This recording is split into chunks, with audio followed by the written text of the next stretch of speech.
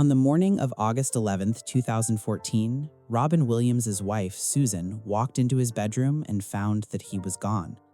The man who had made hundreds of millions of people laugh had spent his final year terrified, confused, and fighting a disease that no one, not his wife, not his doctors, had correctly identified.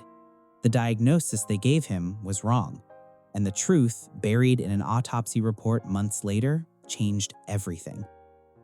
Very few people know that the man behind the manic energy started out as one of the shyest kids in the room.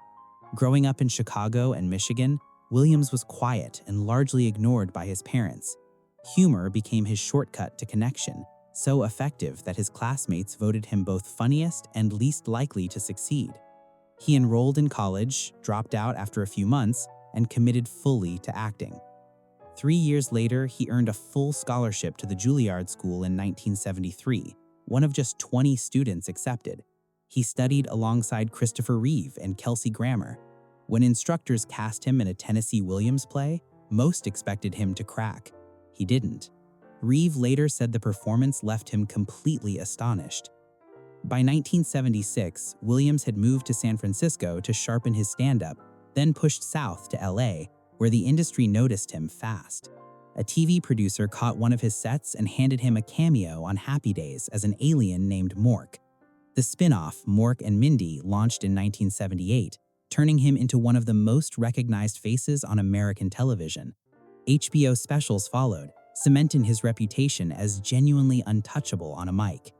But the comedy club circuit had its dangers. Williams had been dabbling with substances for years, and in 1982, it cost him his closest friend. John Belushi OD'd at the Chateau Marmont. Williams had actually been there earlier that same night, got a bad feeling, and left. The news the next morning hit him hard enough to force a real reckoning. He threw himself into running and cycling and tried to build a life that didn't depend on the nightlife. Good Morning Vietnam had been passed around studios for nearly a decade before landing with Williams.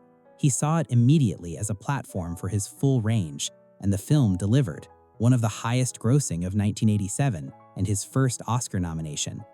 Aladdin followed, and Disney worked hard to get him.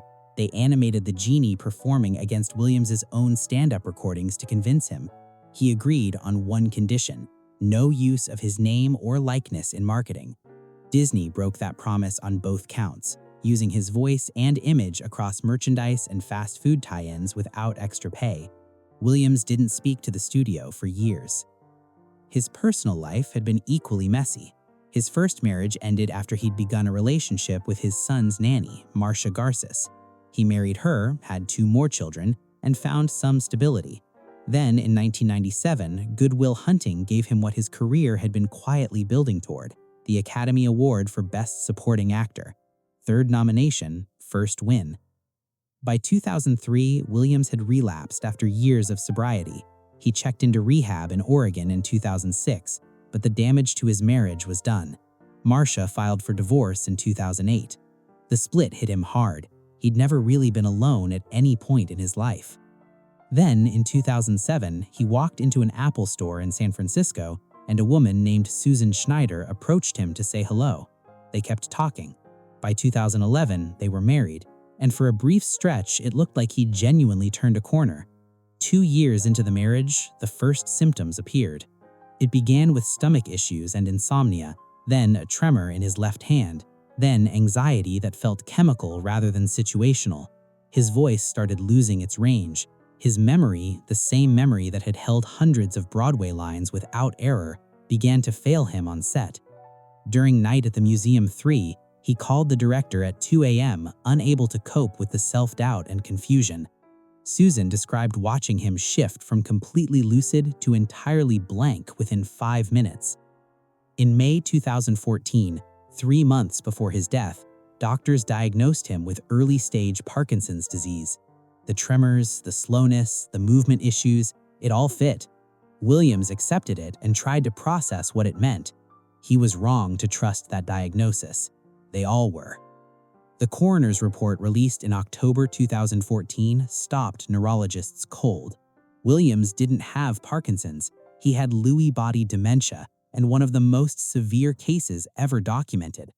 All 4 doctors who reviewed his brain tissue said his pathology was among the worst they had seen in their careers. Lewy body dementia is caused by protein deposits called alpha-synuclein that accumulate and destroy the brain's cognitive and motor functions. It mimics Parkinson's so closely that even the best specialists in the world missed it. It causes memory loss, hallucinations, paranoia, and crippling anxiety. Every single thing Williams had been experiencing for years. His wife, Susan, later wrote in a medical journal that her husband's brain was trapped in what she described as a twisted architecture of neurons that no one could reach. Because the disease can only be confirmed post-mortem, there was no test that could have caught it in time. After the truth came out, the stories people had kept quiet for years began to surface. Lisa Jakob, who played the eldest daughter in Mrs. Doubtfire, had been expelled from school for missing too many days during filming. Williams sent a handwritten letter to the administration defending her. It didn't change their decision, but it changed her life. Bradley Pierce from Jumanji said Williams's openness with his own struggles gave him the courage to speak about his own depression. Christopher Reeve, paralyzed in 1995, received a hospital visit from Williams disguised as an eccentric Russian proctologist. Reeve said it was the first time he'd laughed since the accident and that it saved him from despair. What his story makes impossible to ignore is how invisible the real battle was.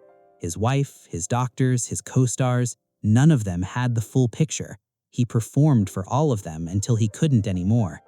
The man who made the world feel less afraid spent his last year more frightened than anyone around him knew. His last wish, Susan said, was simply to help people be less afraid. That's the part that stays with you.